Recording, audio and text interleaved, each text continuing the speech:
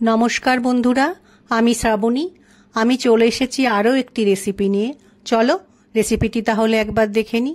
आजकेर रेसिपि छानार तरकारी।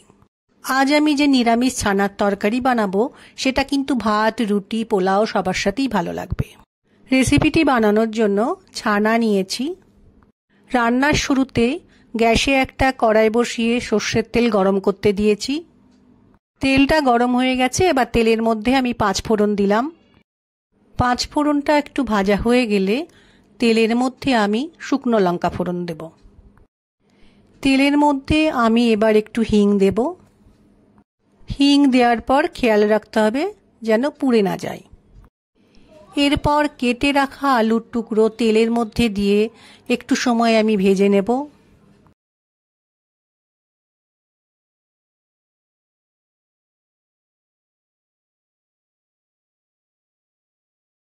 आलू किछुटा समय भेजे नेওয়ার पर केटे रखा पटल आलुर मध्य दिए किछुटा समय आमी रान्ना करे नेब। आलू और पटल एकटू भाजा मतो हये गेছে। এই সময় আমি এক এক করে মশলা দিয়ে নেব।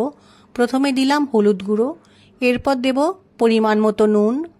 একটা বোলের মধ্যে বড় চামচের 1 চামচ জিরে ও ধনে গুঁড়ো দিয়ে জল দিয়ে মিশিয়ে রেখেছিলাম, সেটা আলু পটলের মধ্যে দিলাম। এবার ভালো করে একটু মিশিয়ে নেব। মশলা দিয়ে কিছুটা সময় কষিয়ে নেওয়ার পর আমি আলু পটলের মধ্যে একটু লঙ্কা গুঁড়ো দিলাম। এরপর আমি আলু পটলের মধ্যে ছানাটা দিয়ে দেব। ছানা দেওয়ার পর আলু পটলের মধ্যে ছানাটা ভালো করে মিশিয়ে একটু সময় রান্নাটা করতে হবে।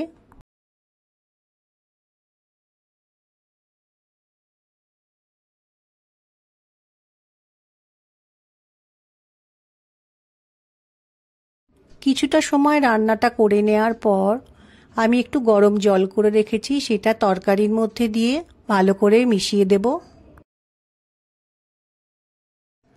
তরকারিটা ফুটে উঠলে গ্যাসের ফ্লেমকে লো করে রেখে আলু ও পটলকে একটু সময় সেদ্ধ হতে দেব।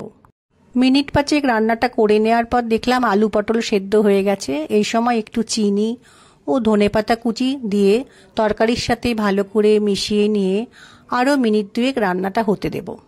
নিরামিষ দিনে এইভাবে ছানার তরকারি বানালে খেতে কিন্তু বেশ ভালো লাগে। আলু পটল দিয়ে ছানার তরকারি আমার তৈরি হয়ে গেছে। আমার আজকের রেসিপি যদি ভালো লাগে তাহলে লাইক, শেয়ার ও সাবস্ক্রাইব করো। ভিডিওটি দেখার জন্য ধন্যবাদ। আজ ভিডিওটা এখানেই শেষ করছি। ফিরে আসছি আরও একটি রেসিপি নিয়ে।